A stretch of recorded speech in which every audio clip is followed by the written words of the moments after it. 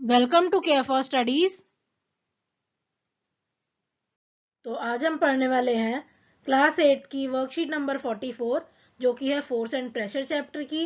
और इस वाली वर्कशीट में हम पढ़ने वाले हैं कि फोर्स क्या होता है और वो क्या करता है, उसके क्या इफेक्ट्स होते हैं।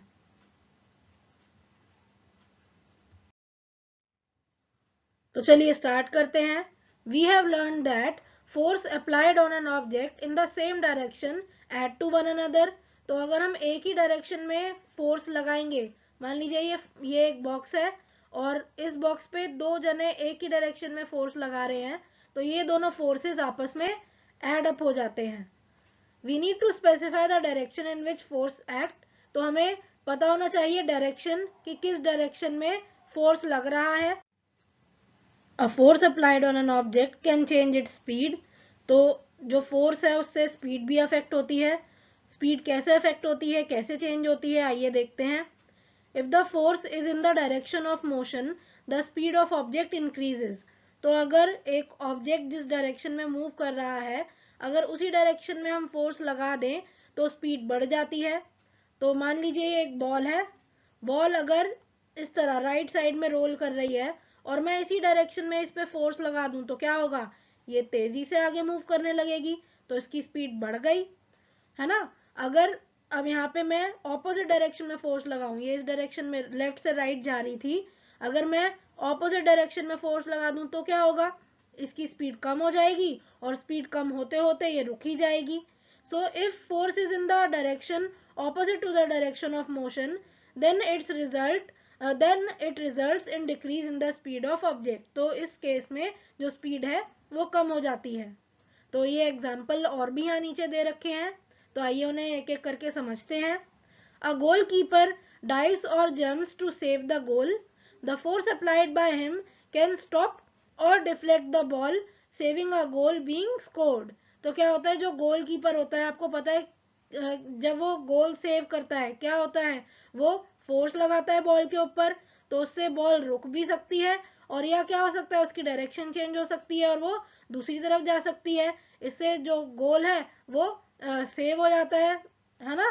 और जो सामने वाली टीम है वो स्कोर नहीं कर पाती। तो यहाँ क्या हुआ, यहाँ पे स्पीड जो है वो भी चेंज हो सकती है और जो डायरेक्शन है वो भी चेंज हो सकती है बॉल की। On the other hand, in order to move a tire faster, it has to be pushed repeatedly, which means that force has to be applied in the direction of motion of an object। तो अब यहाँ पे क्या करना है, tyre को अगर हमें मूव करना है, तो आपने देखा होगा बच्चे जो होते हैं रिपीटेडली टायर पे मारते हैं और वो आगे जाता रहता है टायर। ये जैसे आप यहाँ इस पिक्चर में देख सकते हो, है ना। तो यहाँ पे क्या करना पड़ता है, फोर्स को उसी डायरेक्शन में मूव करना होता है जिस डायरेक्शन में जो टायर है आप चाहते हो वो मूव हो। तो यहाँ पे आपको डायरेक्शन ध्यान रखनी पड़ती है फोर्स की, कि वो सेम डायरेक्शन में हो, है ना, सेम डायरेक्शन में हो मोशन के। So a change in either the speed of an object और इट्स डायरेक्शन ऑफ मोशन और both is described as change in state of motion. तो इनमें से कोई भी अगर एक चेंज हो रहा है, मतलब अगर स्पीड चेंज हो रही है किसी भी ऑब्जेक्ट की या फिर उसकी डायरेक्शन चेंज हो रही है, तो आप कह दोगे कि वहां पे मोशन हो रहा है। क्या हो रहा है, उसके जो मोशन की स्टेट है, स्टेट ऑफ मोशन है, उसमें चेंज आ रहा है, ये आप कह दोगे। तो स्पीड, डायरेक्शन या फिर दोनों अगर चेंज हो रहे हैं तो आप क्या कहोगे, it is change in state of motion. There are also some situations in which objects are not free to move. तो कुछ ऐसी सिचुएशन भी होती हैं जहां पर चीजें आसानी से मूव नहीं करती और फ्री नहीं होती मूव करने के लिए। For example, pressing a lump of dough with hands और rolling a ball of dough to make chapati. तो यहाँ पे क्या हुआ है, यहाँ पे अब जैसे डो है, डो का आप लंप बनाते हो अपने हाथों से, है ना, या उसकी एक बॉल बनाते हो, चपाती बनाते हो डो की।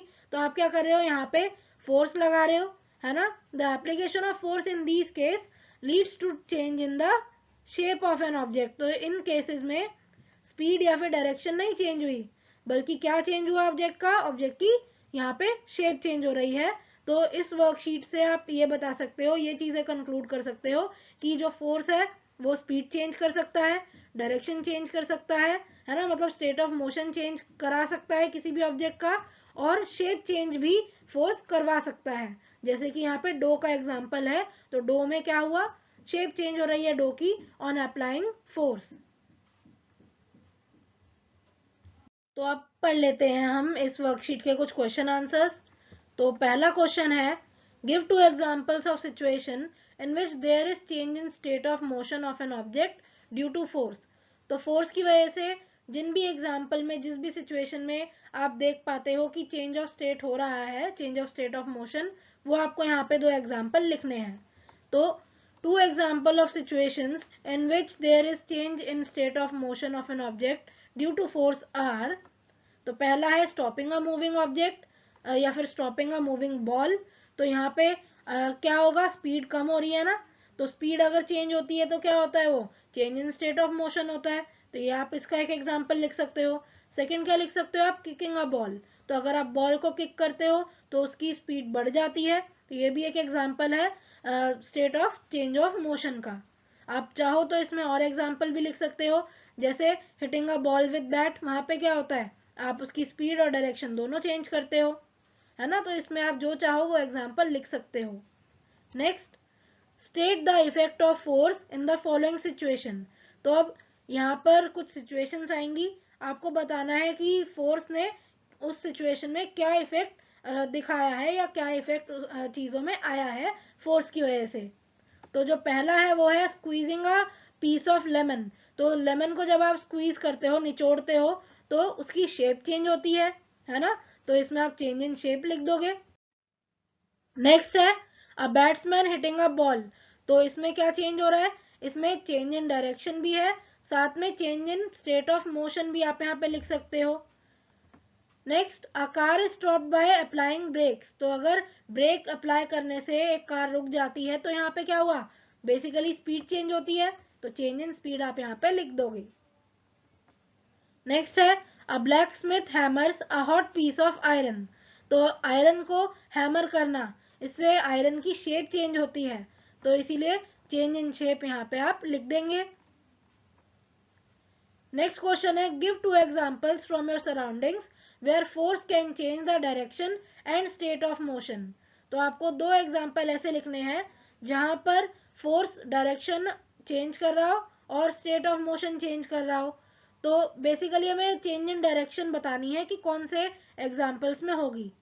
तो इसका क्या आंसर होगा, 2 examples from your surroundings where force can change the direction and state of motion are, number 1 is a batsman hitting a ball,